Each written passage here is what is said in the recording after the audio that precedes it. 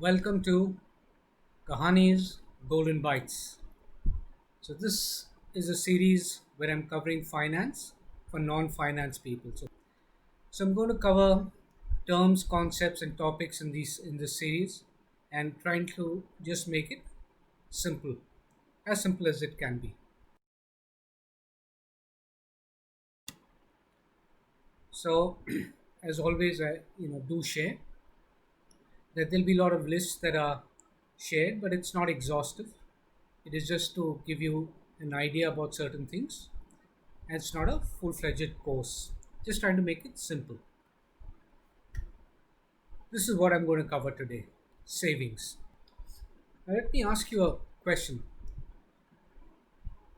If Can you save a lakh and 40,000 in a year? Just a simple question. Probably you'll come into one of these four categories: easy, another group that thinks maybe, the third one not easy, but I can probably stretch, and if I stretch, maybe I can, and the fourth category, impossible, just impossible. So, what I'm going to do is just cancel out for the moment what is easy.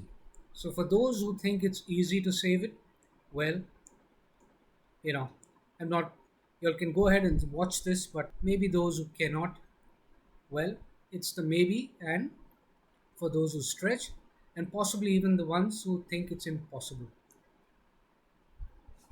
Now, let me ask the same question again: 1 lakh 40,000 per annum. Can you save it? Now, let's try it differently. If I were to ask you, can you save 100 rupees on a Monday, this coming Monday? And then Tuesday, 200 rupees, 100 rupees more. Can you save 200 rupees? Wednesday, 300, Thursday through Sunday. So 100 rupees extra every day. Can you save that? Or you may say, no, I can't save 700 on a Sunday, but I can probably save 100 on a Sunday. But the cycle must carry on.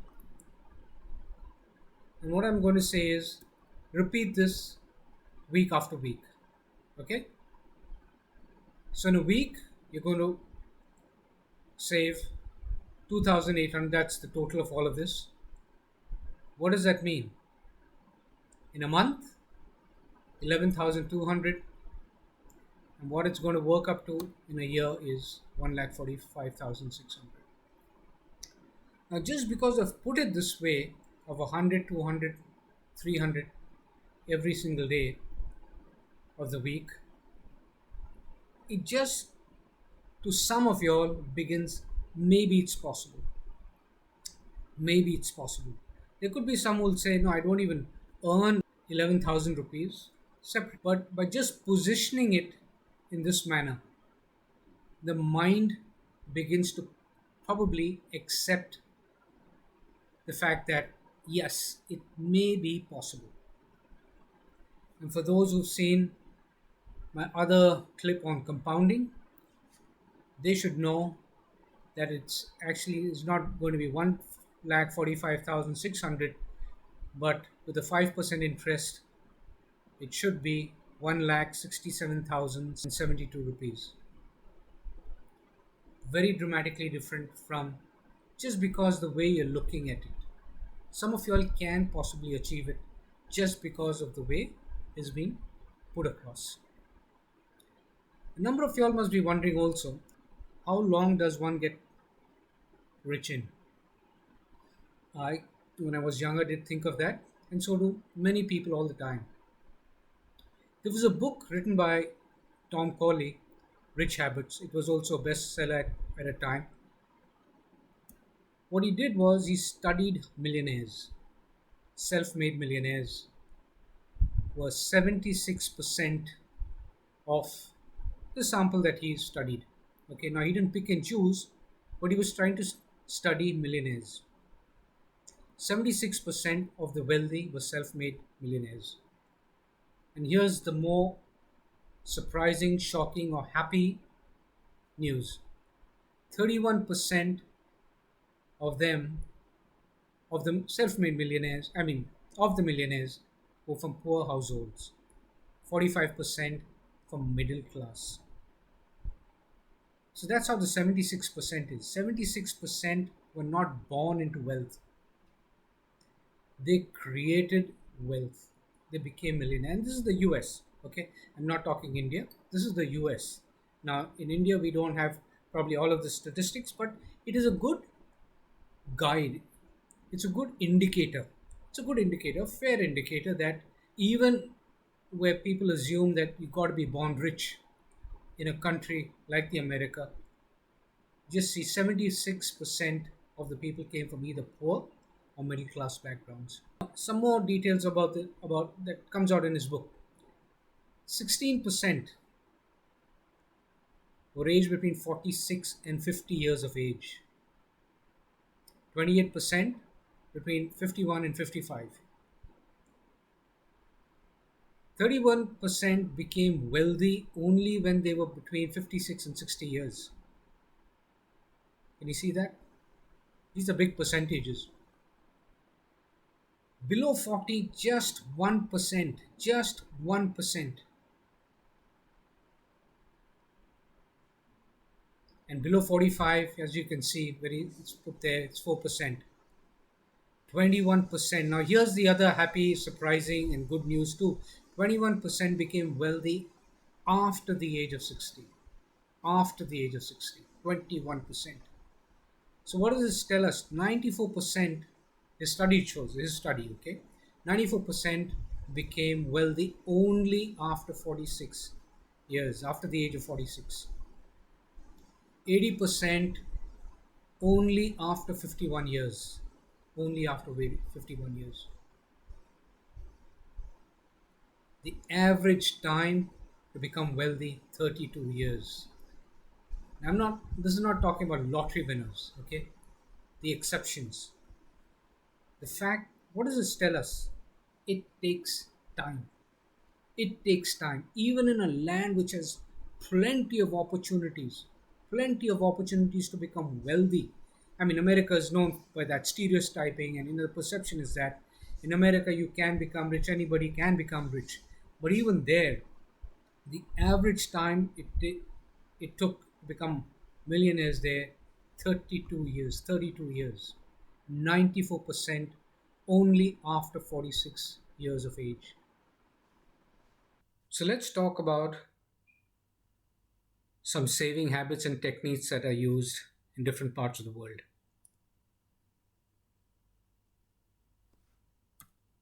There was a technique that was spoken about, written about in the book called All Your Worth, the Ultimate Lifetime Money Plan. The concept of 50-30-20 rule is spoken about, but it's important to understand that this amount or this breakup is after tax, so which means you've paid your tax or tax is deducted, and the amount that is remaining after that is then divided into 50-30-20. How is it divided? 50% is kept or allocated for necessities, which means your groceries, your food, your petrol, etc. 30% is kept for your desires and luxuries. So again, this is relative. It is dependent upon your income. So what is your income? And hence, based on that, what is a luxury? 20% of the post-tax or after tax, 20% of the amount is kept as savings. Let me talk about another technique which is the Japanese are known to use, kakebo. It was created, invented in 1904. It was an accounting system for housewives, okay? For housewives. And what was this about? It was basically, there was a lot of importance, and in those days across the world, it was about writing, okay? The importance was to physically actually write down the expenses. The whole concept spoke about the process itself and observation itself would lead to results. It was very simple, it was uncomplicated. It was meant, like it's, I mentioned before, for housewives in Japan in 1904. There was not, it wasn't a time of great education, or this were not meant for scholars. Okay, it was for housewives of that time. Until today, a lot of people practice it. So, and it was basically divided into four parts: needs, wants, culture. Cultures, I have to go there. There's a ceremony. There's a special social obligation, etc. And the fourth being unexpected. So they were supposed to write down expenses under these four categories. It helped them over a period of time to segregate between essentials, or my feeling, and moods and luxuries. Moods is, I'm feeling very happy, I want to spend, I want to go ahead, and or something that is which I can't afford. Now luxuries is always relative. That's something that I'll keep speaking about in different times. What is luxurious for someone may be very basic for another person. So, but what this leads to is mindful spending and saving. It clearly shows that both of them is interlinked. To spend very thoughtfully, mindfully, and that saving is interlinked. How to make the maximum use of it? Some of the pointers are: what is the budget available? What's my budget? Each person's budget is going to be different. How much do I would I like to save? These are this is the way to use it. One is obviously you have to record all the expenses, but this is how you can maximize this whole system. How much are you spending? Yes, and then comes to how can I improve. That's how one can do it. Now there are various pointers that could help you. Can I live without them? Can I afford them? What's my limit? Not my credit card limit. Okay, what's my limit for the month, for the year? Can I leave it aside for the next 24 hours? Let me not just go. Why did I want this? Was I bored? Was I feeling excited? And I just went and spent. I shouldn't have. Later on, I felt, or whatever it is. Now, this is a whole different system. It's very simple, but the process of writing down, observing into different categories of needs, wants, culture, unexpected. Only once you write it down can you do something about it. Now, let me talk about fire. Was introduced in the book Your Money or Your Life. More recent, the full form is Financial Independence, Retire Early. Now, this was a movement that started in 1992. Now, this movement, it's literally a movement, it's a concept that spread pretty quickly and rapidly.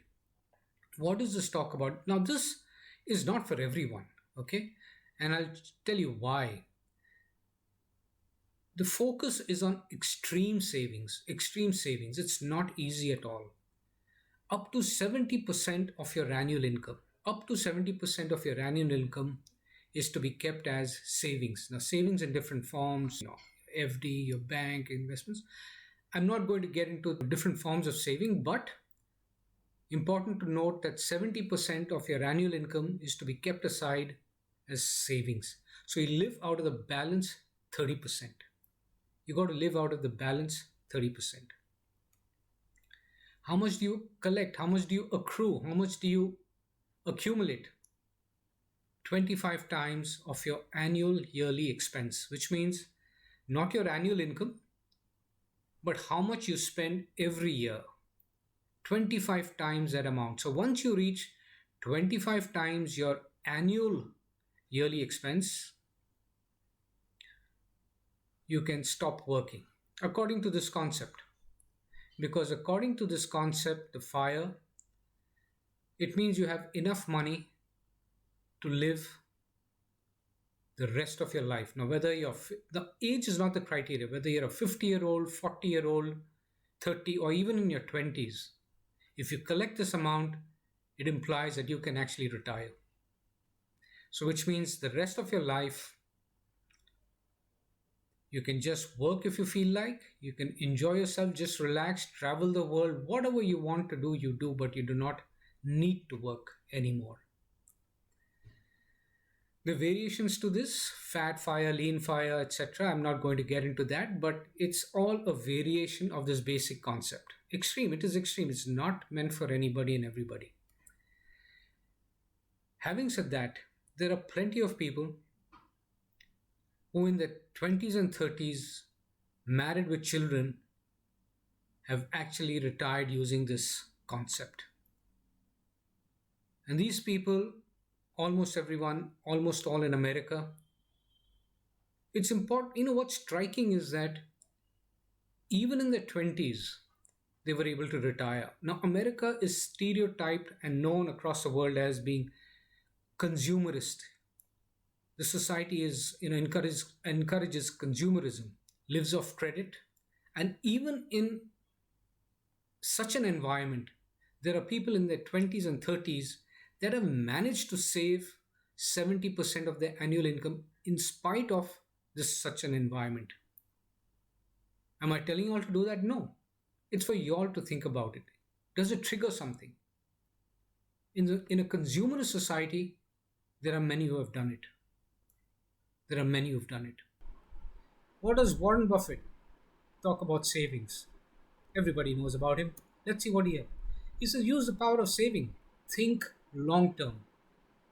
And as you saw in the first case where I show, where that statistics showed it took an average of 32 years to create wealth. 32 years. It's not quick. I mean, there are some who are lucky, but that's more of the exception. Somebody who started a company, an IPO, etc., or someone who won a lottery. Those are absolute exceptions to the rule. And I'm not saying you shouldn't try it. No, I'm not saying you shouldn't try it. Okay, all I'm saying is different ways of saving. And what Warren Buffett says is maintain a modest lifestyle. And once again, this is relative. Now, Warren Buffett's modest lifestyle may be luxurious by other standards, other people's standards, but by his standards, it is really, you know, modest living. And what he says is go, go beyond. Don't live paycheck to paycheck. हर महीने या किसी तरह बस महीना cut जाए. I have no more money left. I'm struggling. I'm waiting for this money to finish, the month to finish, so that I can get my next month's salary because I just don't have enough. Paycheck to paycheck. And what are some of his quotes? If you avoid saving and planning for the future, you're likely to have a stressful retirement. If you want to become wealthy, you must allocate some of your current earnings towards the future. And one of the most important and powerful ones, don't save what is left after spending, spend what is left after saving. This also ties in with that 50-30-20 rule. What did it say? 50% for necessities, 30% for wants, luxuries, etc., 20% for savings. What Warren Buffett says is first save, allocate that, keep it aside, and then go about the rest with the money you have left. So, steps, long road ahead. Long road ahead. If you want to save, and it's important to save, it's important to save. And you'll see in some of my other videos and other clips where I cover different angles of money, of retirement, of wealth, etc. You'll find how it all makes sense. And it all kind of ties in together. They're all interlinked. Plan income awareness. You already know how much you're earning. Okay? I mean, but it's very important and critical to track monthly and annual expenses. Absolutely critical. You've seen it in Kakebo, methodology, every method that you use. If you do not track your monthly and annual expenses, you can just forget about achieving a certain amount in a plan. It may just happen by luck, but that is just by luck. The only way to save for the long run, in the long run, which one study shows 32 years and on an average, okay, some could make it earlier, some could take even much longer. You have to begin to track. If you don't track, it's not going to be easy. And as I said, watch my other videos. You'll see how they're all interlinked and different concepts, how it ties into this. Be debt aware. If you've got some debt, if you've taken some loans, try and pay that as early as you can, but you need to do that quickly because that's going to be it's a bother. Create a budget. There's no rocket science. It's been right across all the methods talk about that: your expenses and your savings, and try and live below your means, your modest means. Whether it's fire, whether it's Warren Buffett, or it's relative, which means something that I can afford, maybe somebody else cannot. Maybe Warren Buffett can afford something, another person cannot. Maybe something you can afford, another person cannot. But what you earn, based on that, try and live a modest and below that in terms of expenditure, based on what you're earning, what you are earning, irrespective of what your friend, your cousin, your sibling, your parent, etc. Okay, what you are earning. Now, very important, I am not trying to imply not to be ambitious in this whole, as I'm sharing about savings. I'm not saying you shouldn't grow. I'm not saying you should be play safe or don't take your chances or risks. That's not what I'm saying. I'm not talking about different ways of growing, enhancing your wealth, how to grow up the corporate ladder or how to grow your business. I'm talking about savings, different ways of creating savings. That's what I'm talking. I'm not talking about leadership or your personal traits, etc. I'm focusing on savings in itself, by itself. So, what are some of the takeaways? Savings is a mindset. Savings is clearly a mindset, and it takes time to change a mindset. It's not easy, it takes time. How to change your mindset? It takes time. So, one of the ways is what gets measured, gets tracked, and gets monitored. Whatever you track, what you track gets acted upon. So that's why tracking your monthly expenses, tracking your budgets, tracking how much you're saving every month, every year. Okay, because some month you'll have some expenditure which you won't have in another month. Each month may be different. You may have an insurance policy, for example, or whatever. Okay, school fees, etc. But what gets measured gets monitored, what gets tracked gets acted upon. So hence it becomes important what you measure, your expenses and your savings. Hence, to achieve something, you need to track it. I want you to ask yourself, did you learn anything at all in this clip, in this video? Did you benefit something? Do you think somebody you know could benefit from this video? If so, if so, yes or maybe any of them to any of the questions. Please go ahead, share, like the video, subscribe, and if you have some questions on something that you want me to cover, please put it on the comment section. I will read it. There are many videos I'm making. I may already be covering that. I may have already made it, but there are other videos I'm working on. Maybe I'll cover them. Maybe if it's I'm planning to cover it later on. If I have a bigger demand, if people demand that and wish that I cover something, I could cover it much earlier. For all your time and interest in staying so far, thank you. Thank you for your time. I wish you all the best. I wish you savings. I wish you wealth. I wish you abundance.